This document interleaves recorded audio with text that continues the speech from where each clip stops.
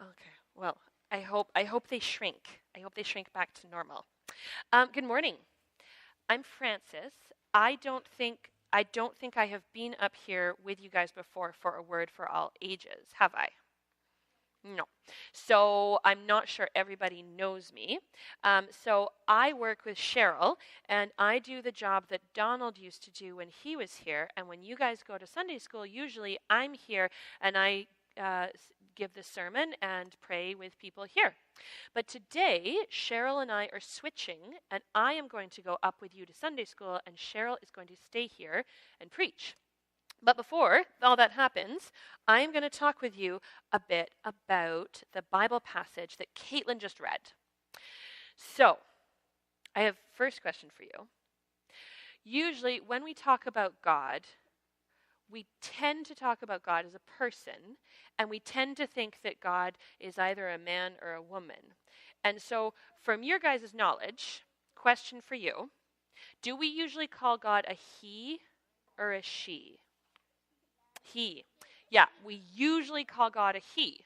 But today in the Bible, Caitlin read us something that talks about God in a different way. Does anybody remember what it was?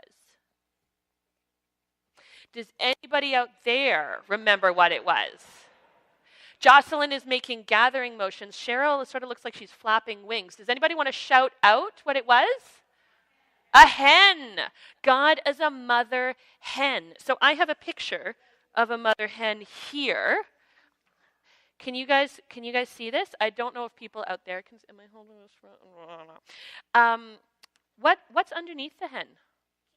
Chickens. Well, what kind of chickens? Chicks. Yeah, they're babies, right?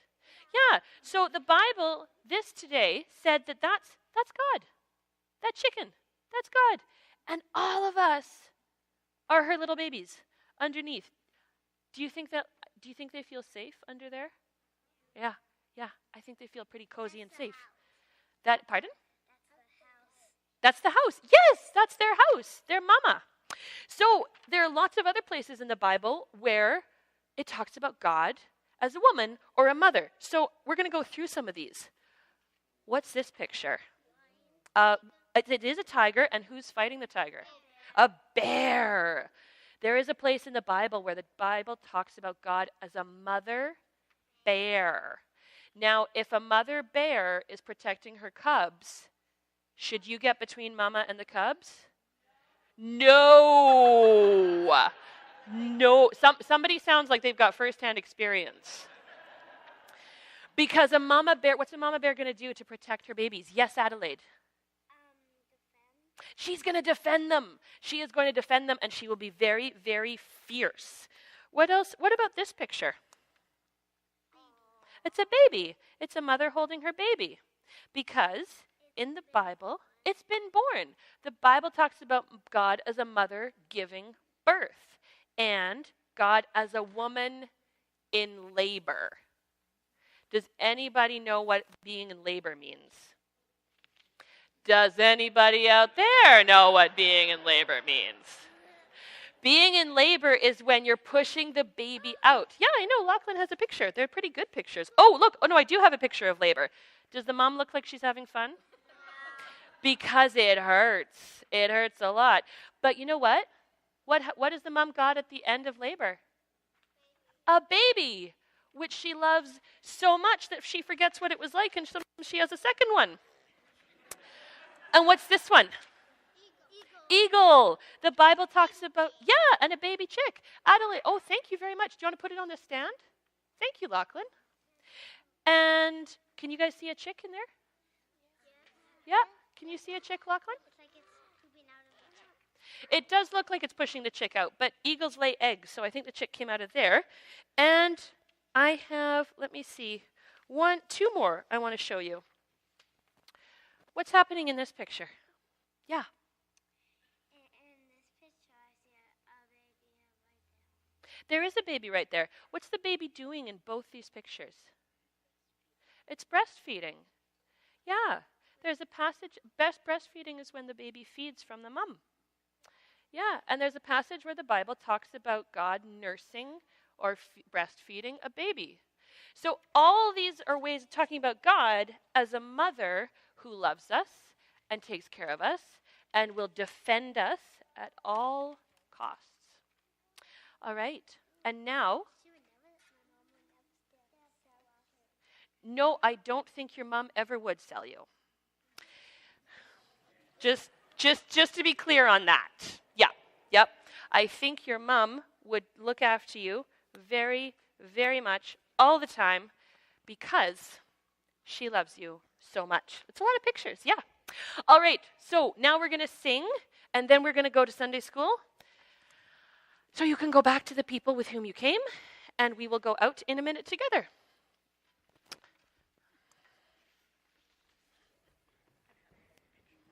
Absolutely.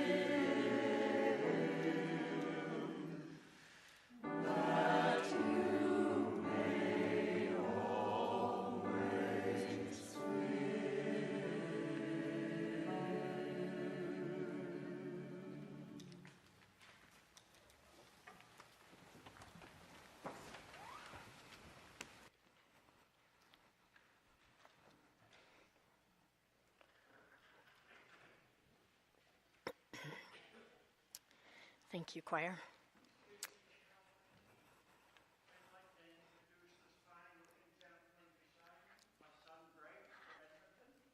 Greg, we forgot to do welcomes this morning. Greg, welcome. He's here to see some good hockey. Well, wonderful to have you with us. And on that note, thank you for reminding us that we always take a time in the service to welcome those who might be worshiping with us for a first time or visiting. Are there others who are here today for a first time or visiting that would stand and just tell us their name and where they're from? Well, Joanne, you're no stranger.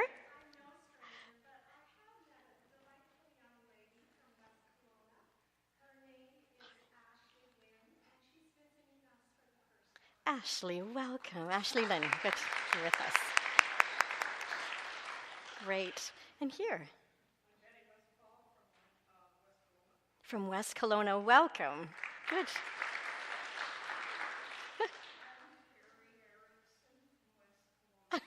Oh, thank you. Good to have you with us.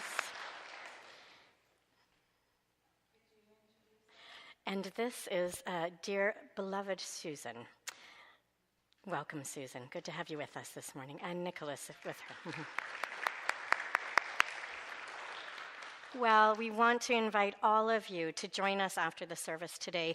And as you heard, in addition to coffee, tea, and juice, there's also baked potatoes, so stay for lunch. Would you join me in prayer? May my words be your words, O God, and may our thoughts be your thoughts. Amen. Last week, Francis talked about Jesus being tempted by ego, by desire for external glory, the temptation that humans face not to trust God, but to trust in our own selves or external promises that can be unfulfilled or unfulfilling. When you think of the story of the temptation of Jesus, this is the story that most of us recall, of Jesus wandering in the desert, fasting for 40 days, being tempted by the devil. As I read this week's passage, I came to see it really as a continuation of the temptation story, even though it appears some 11 chapters later in the Gospel of Luke. In this week's passage, we see Jesus being tempted to run away. Some Pharisees come to try to warn him, "Get away from here, for Herod wants to kill you." They come to warn him of the danger he is moving toward, and their warning gives him a chance to turn back. Now, there are two things worth pondering about this. The first is that it's difficult to evaluate the Pharisees' motives here. Is their warning sincere, or is it a threat to frighten him or dissuade him, a convenient way of getting rid of him? Although we think of the Pharisees as a largely antagonistic group toward Jesus, in Luke's gospel, at least, we see that not all Pharisees were against Jesus. Some invited them into their very homes. And in Acts, which the author of Luke also wrote, we hear of Pharisees becoming Christians or followers of Jesus. The second thing is, how dark a threat was this? Was Herod going to kill him? When given a chance to condemn Jesus later, after his arrest, Herod refuses to do so. But on the other hand, Herod had arrested and executed John the Baptist. Jesus faces the temptation to avoid suffering, not for the first time. As we were reminded by Francis last week, Jesus had been tempted to do that, to take the easy way or to satisfy his own wants, rather than follow in the purposes he felt God calling him to. Instead of falling for the temptation here to veer off course and head for the hills, Jesus responds, "Go and tell that fox, listen, I am casting out demons and performing cures today and tomorrow, and on the third day I finish my work. Yet today, tomorrow, and the next day I must be on my way, because it is impossible for a prophet to be killed outside of Jerusalem."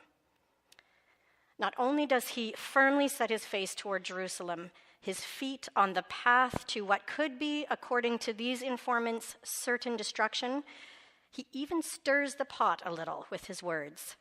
In rabbinical literature, fox is often a term of contempt. But the real crux of what Jesus is saying is in the last part, because it is impossible for a prophet to be killed outside of Jerusalem. Jerusalem is the city that kills the prophets and stones those who are sent to it. Jerusalem is a city with a hostile record toward the prophets. It is the place of the martyrdom of prophets Uriah and Zechariah. Here, the prophet Jeremiah almost lost his life. And, Luke will record, it is the setting for the stoning of the first Christian martyr, the deacon Stephen. Jesus, or the writer of Luke at any rate, indicates that Jesus' death is in continuity with other prophets. It's essentially saying they all end up this way. Prophetic ministry in the face of power is a dangerous activity that jeopardizes the lives of those who would speak the truth of God's kingdom to the powers that be. This week, 6 members of our congregation have gone down to El Salvador as part of a delegation to visit our sister community in El Triunfo. Pat and Greg McPhee, Dean Wright and Debbie Hubbard, Donald Schmidt and Kevin Huey. Since we began our partnership in 2009, I think that we have a picture, with this community of El Triunfo, nearly a dozen people in the congregation have had the opportunity to be part of a delegation, including Marilyn Perry, Lorraine Hladek, Rachel Anweiler, Jerry Hewitt, Rob Riddle, Neil and Kelly Peachy, Donald. And I have had the opportunity to go twice. So I know that one of the things the delegation will be doing in their time there is going to the Museum of Martyrs at the University of Central America, which is actually only a short walk from the Fundamir guest house where they will be staying in San Salvador. A visit to the Museum of Martyrs and the University of Central America, or UCA, as it is commonly referred to, is a necessity. To understand some of the context and history of this country, you must understand the violence that has forged this smallest of Central American countries. At the museum, they will hear the stories of some of the 18 Catholic priests and 4 North American church women who have been killed, giving it the unfortunate distinction of being the country that has produced more martyrs than any other nation in the world. Indeed, it could easily be lamented, "Oh, El Salvador, El Salvador, you kill the prophets and stone those who are sent to you." What the delegates will discover, if they don't already know, is that there is a cultural difference in how Central Americans deal with death and view martyrs. It might be a bit shocking, and I know it was for me the first time I visited. It might seem even grisly to see the blood-stained clothing of 6 Jesuit priests who were killed mere feet away from where they will be standing. Ignacio Alicuria, Ignacio Martin Barro, Segundo Montes, Juan Ramon Moreno, Joaquin Lopez y Lopez, and Amando Lopez. These 6 priests came to carry on the work of the Jesuit priests like Father Rutilio Grande in the wake of the assassination of Archbishop Oscar Romero on March 24, 1980. All but one of them were foreigners, born in Spain. They lived and worked at the university. The country had exploded after Romero's assassination in 1980, and church workers, priests, and civilians were among the 75,000 who died during the next decade of civil war. None were safe. In December 1980, mere months after the Archbishop Romero was killed while saying Mass, 3 Maryknoll nuns and a Catholic laywoman, Jean Donovan, all Americans, were raped and murdered. Their burned-out VW van and their bodies were found in a shallow grave on the road from the airport, where they had just arrived back from a Catholic church conference in Nicaragua. None of these murders was random. These church workers, priests, and nuns were targeted for their work amongst the poorest of poor in El Salvador, and because of their outspokenness about the atrocities they saw being committed against the Salvadoran people by the government-sanctioned armed forces. When Jean Donovan had been home in the United States for Thanksgiving, her family had pleaded with her not to return to El Salvador. They feared for her safety, for her life even. Even Jean had written in a letter to a friend, "Several times I have decided to leave El Salvador. I almost could, except for the children, the poor, the bruised victims of this insanity. Whose heart could be so staunch as to favor the reasonable thing? Not mine, dear friend, not mine." No doubt she had been inspired by the life of Monsignor Romero, who had said just weeks before his own assassination, "I have often been threatened with death. If they kill me, I shall rise in the Salvadoran people. If the threats come to be fulfilled, from this moment I offer my blood to God for the redemption and resurrection of El Salvador. Let my blood be a seed of freedom and the sign that hope will soon be a reality." No doubt Romero's words inspired courage in people like Jean, Maura, Ita, and Dorothy. No doubt they inspired courage in these 6 Jesuits who came at the height of the bloody Civil War to take up the work of their slain colleagues. At a time when torture, intimidation, and death squad executions of civilians were daily occurrences, they endured regular threats to safety and well-being. They knew and accepted the great personal risk their work entailed, the risk of their lives. And so in the early morning darkness of November 16th, 1989, Army soldiers burst into the Jesuit residence at the University of Central America and brutally killed the priests, their housekeeper, and her young daughter. Today's passage doesn't end with Jesus' admonishment, his declaration about what he sees his own purpose and path. The final verses of today's passage are what is often known as Jesus' lament for Jerusalem. "Jerusalem, Jerusalem, the city that kills the prophets and stones those who are sent to it, how often I have desired to gather your children together as a hen gathers her brood under her wings, and you were not willing. See, your house is left to you." Or in some translations, "left to you desolate." These words are ones of great sorrow, just as David, when he's weeping for his son, cries, "My son Absalom, my son Absalom." The repetition of a name in the Bible always signifies painful grief or great frustration.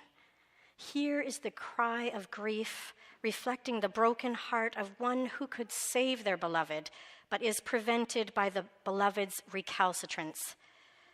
Though it is Jesus who utters the lament, it is really God's grief, resulting from a long and frustrating history with Jerusalem, indeed all of Israel. Here we are presented with an image of God like a mother, putting her arm around us or taking us up into her arms to comfort us, or acting as a shield to protect us. It is this most tender of image that reminded me of the story of Elba and Selena Ramos, the priest's cook and her daughter, who were also murdered that night. The members of the Salvadoran army snuck in and dragged the priests from their beds into the garden and executed them. When I was there, we gathered to hear the story in a room off the garden. We heard that while the soldiers searched the rooms systematically for the priests, they came upon those 2 women in that very room. They were surprised to find them there, but as they wanted no witnesses, they were ordered to kill them too. After murdering the priests, they began their retreat and heard movement. They discovered that the women were still alive. They entered the room again to find Elba, the mother, trying to protect her daughter, to shield her daughter with her own body from further bullets. A mother's instinct. I knew it. I had children myself. What we wouldn't do to protect our children. And this week we have heard the story of Abdul Aziz, who, when his Linwood Mosque was under attack, ran at the gunman and was able to scare him away and prevent further bloodshed. There is a temptation to see martyrs as somehow superhuman, larger than life, extraordinary people. And they are. But they are also people, just like you and me. When we can hardly imagine ourselves doing what they have done, so did they. They didn't set out to be martyred for the cause. And I, for the record, don't think Jesus did either. I think that the stories of these modern-day martyrs can be helpful to us in getting beyond the divinity of Jesus that we might too often blithely accept. Jesus was able to do amazing things and go even to the cross because he was divine and so much better than us. Their stories can help us to reflect on the humanity of Jesus. If we peel back the layers of theological doctrine that we think this passage supports, and that the writer of Luke, who was writing 35 to 40 years after Jesus' death and resurrection, might even have been suggesting, that Jesus' path to Jerusalem was predestined, we see that Jesus is not saying, God is making me do this, or I have to die in order to fulfill God's wishes. What he does say is, today, tomorrow, and the next day, I must be on my way. What he is saying, I think, is what Father Ignacio Martin Barro, one of the slain Jesuits, said when he was asked, "Why don't you leave here, Father? It's dangerous." And he responded, "Because we have much to do. There is much work." Instead of seeing Jesus as one who was sacrificed and put to death for our sins, we can see him as one who, like prophets such as Jeremiah or Jonah, who came before him and were sometimes reluctant in that role, that Jesus did have a choice. As Frances reminded us in her sermon last week, Jesus was tempted repeatedly to go a different way. He chose to set his face to Jerusalem. And from that, we have a challenging call to walk in his footsteps. The murder of the Jesuit priests, rather than silencing the clamor for justice and peace, became a catalyst for the peace process in El Salvador. Little more than 2 years later, on January the 16th, 1992, the peace accords were signed that ended a war that had cost 75,000 citizens their lives. These represented the triumph of another of the Jesuits' essential goals, peace through dialogue. Since the end of the Civil War, there have been open democratic elections that have enabled some political and judicial reforms, yet challenges remain. Poverty, lack of safe drinking water and adequate housing and health care, education for all, a fundamental goal shared by the slain Jesuits, an order of the Catholic Church that is known for founding universities, also continues to elude the country. More than 30% of Salvadorans are illiterate, and most do not have an education beyond grade 9, which is all that's publicly funded. That is why we provide scholarships for youth in our sister community, so that some can complete high school and even university. We, you and me, might not be called on to risk our very lives for the gospel, as Romero and the 4 American women and the Jesuits and countless others have, but we will, and we do have choices to make about how we will respond. As we continue on our Lenten journey to the cross with Jesus, may we consider how the choices we make, especially when the gospel's call is uncomfortable and challenging, have the possibility of either aligning us or rejecting God's kingdom. May it be so.